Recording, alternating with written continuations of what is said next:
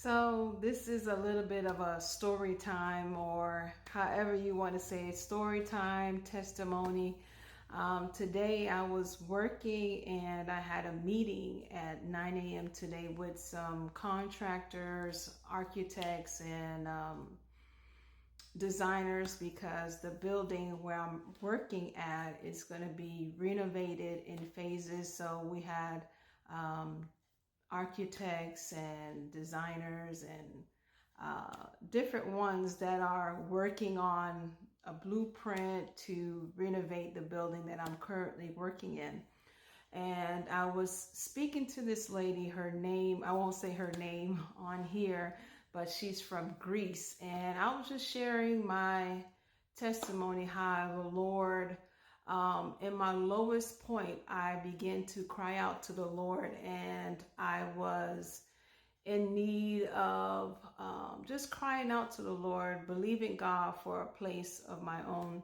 At the time I was living with my parents, and I began to share my testimony of how at my lowest point, I was driving home in a different route and just crying out to God, where tears began to flow.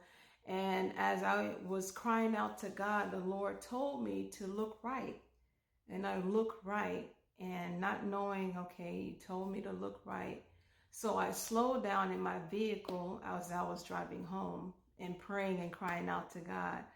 I pulled off right, and I took a look and to see what the Lord was telling me. But when I took a look, there was nothing there.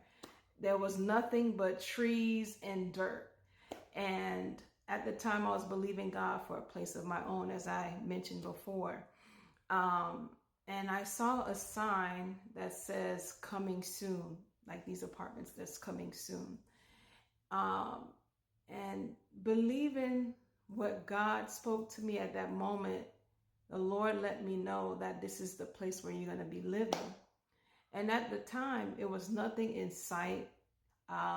There was no home or no apartments in sight. It was just dirt and grass. A few blocks down, I saw a sign that said that those apartments were coming soon. But at the time that the Lord spoke it, there was nothing in view, nothing in sight, just plain dirt. It looked like a big old field,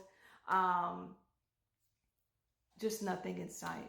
So as I began to share my testimony with this lady from Greece, she began to weep. And the reason why she began to weep is because of what she's been through in her life. And I was just telling her, like, in our darkest time, in our lowest point, where we think no one is hearing, God is hearing our cries. He's hearing our prayers.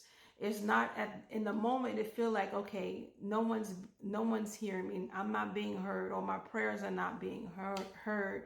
There was more that was shared in that moment, but I won't share to disclose her information. But as I began to just testify of what God did for me, it touched her in a way where she began to weep. And it's important for us to share our testimonies, because in those moments it blesses others. But in that moment, God is using you to be a willing vessel to encourage that person, because we don't know what the other person may be facing. So I just hopped on here just to share that testimony of that we need to share our testimonies to others. And I'm taking this moment to be bold, to share my day, my testimony of how just opening up my mouth and just sharing my testimony, not knowing that it blessed the one that was listening, because we don't know what the others might be facing or might be dealing with.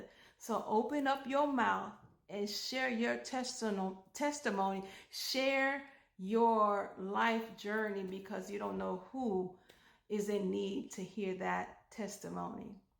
So until the next time, be blessed.